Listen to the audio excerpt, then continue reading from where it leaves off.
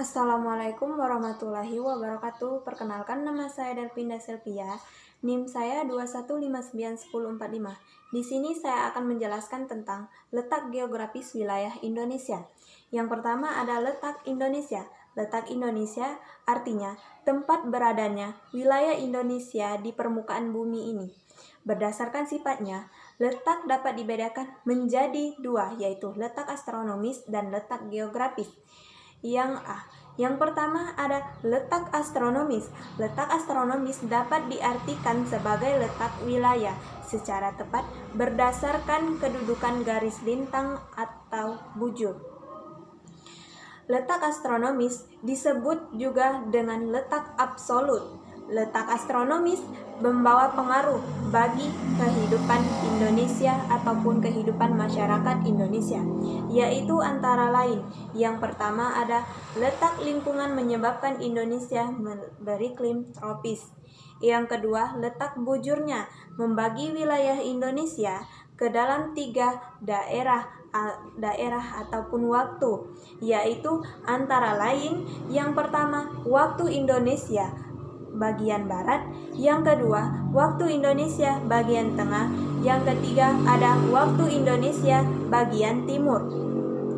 Yang kedua ada letak geografis. Letak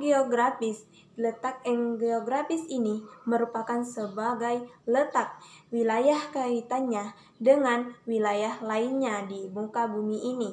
Secara geografis Indonesia, letak geografis Indonesia menempatkan Indonesia di posisi silang, sehingga Indonesia berada pada jalur transportasi perdagangan yang ramai.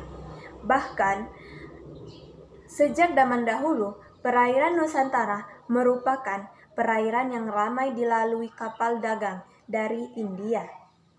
Dampak dari posisi silang ini menyebabkan letak di antara benua dan 2 samudra mempengaruhi kondisi cuaca bercuaca dan iklim. Benua dan samudra yang memiliki karakteristik iklim yang berlainan secara periodik mempengaruhi keadaan cuaca dan iklim di Indonesia. Yang kedua ada relief dataran Indonesia. Relief adalah bentuk kekasaran permukaan bumi, baik berupa tonjolan, daratan, ataupun cekungan. Indonesia menempati dua lapisan lempeng benua yang berbeda, yaitu lempeng benua Asia di kawasan barat dan lempeng benua Australia di kawasan timur. Selain itu, Indonesia berada pada jalur permukaan lempeng dunia, sehingga banyak menghasilkan rangkaian gunung api. Secara garis besar, relief daratan Indonesia dapat dibedakan atau daratan pantai, daerah dataran rendah, dan dataran tinggi ataupun dataran pegunungan. Yang ketiga ada persebaran jenis tanah. Tanah merupakan suatu benda alam yang menempati lapisan kulit bumi terluar yang tersusun dari butir tanah, air, udara, sisa tumbuhan dan hewan yang menempatkan tempat makhluk hidup. Jenis-jenis tanah di Indonesia antara lain dapat dibedakan seperti berikut. Yang pertama ada tanah vertikal. Bentuk persebaran tanah vertikal ini merupakan dapat dilihat saat pada penggalian tanah ataupun penggalian parit, liang, ataupun sumur. Saat mencapai kedalaman tertentu, kalian akan melihat perbedaan lapisan tanah yang ada di bawahnya. Serta secara garis besar, profil tanah berdiri atas 4 macam. Yang pertama, lapisan tanah atas. Yang kedua, lapisan tanah bawah. Dan yang terakhir ada lapisan batuan induk. Yang B, tanah horizontal. Persebaran tanah secara horizontal di Indonesia dapat dibedakan menjadi beberapa jenis sebagai berikut. Yang pertama, ada tanah gambut atau organosol. Tanah gambut berwarna hitam memiliki kandungan air dan bahan organik yang sangat tinggi. Memiliki pH ataupun tingkat keasaman yang tinggi. Makin subur tanah di range jelek dan pada dasarnya pada umumnya kurang begitu. Dan adapun yang kedua, tanah latosol. Tanah latosol berwarna kemerahan ataupun kecoklatan ini merupakan memiliki profil tanah yang dalam, mudah menyerap air, memiliki pH 6-7 ataupun netral, hingga asam, memiliki zat fosfat yang mudah bersenyawa dengan unsur bersih dan aluminium.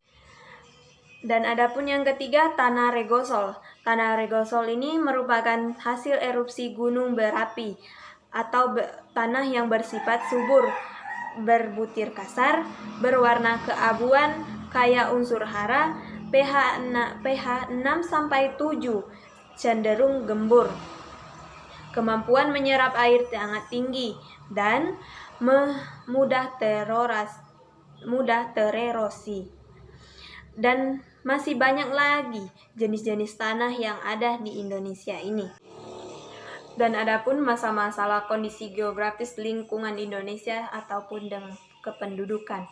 Yang pertama, ada kondisi geografis suatu wilayah. Indonesia merupakan negara kepulauan terbesar di dunia. Negara Indonesia menempati posisi yang strategis sehingga terlihat sangat unik. Negara Indonesia yang berada di antara 2 samudra dan 2 benua. Selain itu, Indonesia memiliki sumber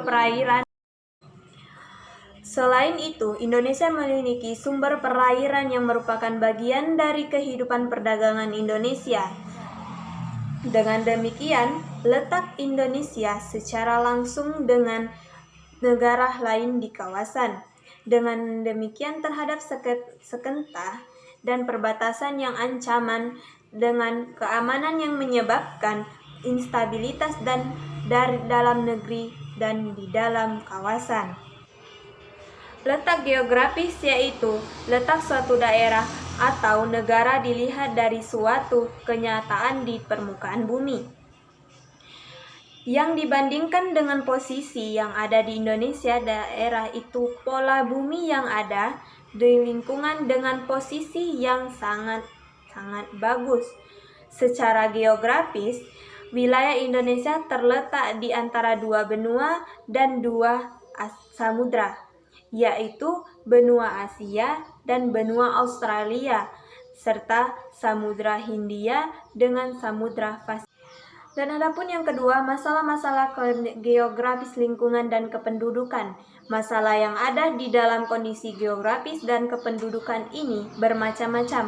Hal ini disebabkan oleh kondisi geografis lingkungan dan masalah yang berhubungan dengan masyarakat ataupun kependudukan. Sedangkan masalah yang muncul dari masyarakat iswat atau kependudukan ini disebabkan oleh manusia yang merupakan makhluk sosial. Karena manusia sebagai makhluk sosial, maka manusia tidak akan lepas dari makhluk lainnya untuk saling berinteraksi antar individu yang satu dengan yang lainnya.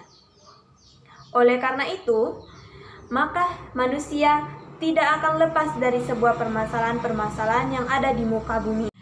Yang ketiga, kondisi kependudukan. Penduduk adalah seorang yang tinggal di suatu wilayah, baik selamanya ataupun sementara. Sedangkan penduduk Indonesia adalah orang yang tinggal di negara Indonesia, baik selamanya ataupun sementara. Menurut para ahli geologi, kondisi penduduk dan kepulauan Indonesia merupakan suatu gugusan yang terpanjang dan terbesar di dunia. Hal ini dikarenakan Indonesia merupakan negara kesatuan yang bermasyarakat majemuk dan terdiri dari beberapa suku bangsa yang tersebar dari Sabang, ujung Sumatera Utara, sampai Merauke, ujung Papua. Selain itu, bahasa juga merupakan kekayaan yang dimiliki oleh bangsa kita. Ada bahasa Indonesia menjadi bahasa persatuan dan bahasa-bahasa daerah yang identitas yang melaluinya.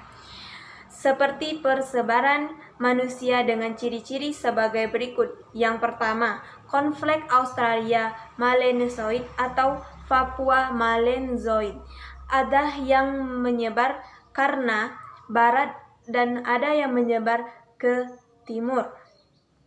Yang kedua, ada kelompok ras Negroid yang kini menjadi samang di semenanjung Malaka, orang Mikopsi, dan Kepulauan Andaman. Yang ketiga, kelompok ras Wedoid, antara lain orang yang Sakai di Siak Riau, orang yang Kubu di Sumatera Selatan dan Jambi. Dan yang keempat, kelompok ras Megloid dibedakan menjadi dua golongan. Yang pertama ada ras Proto, yang kedua ada ras Deuter. Kehidupan bangsa Indonesia ada yang sudah mengalami perubahan sesuai dengan perkembangan zaman. Ada juga yang masih tertinggal dan belum tersentuh kehidupan modern. Misalnya suku-suku bangsa yang mendiami daerah pedalaman Papua, Sumatera, dan Kalimantan, kebanyakan dari mereka masih hidup secara sederhana. Baiklah, itulah penjelasan dari kondisi geografis wilayah Indonesia yang dapat saya pahami. Saya akhiri, wassalamualaikum warahmatullahi wabarakatuh.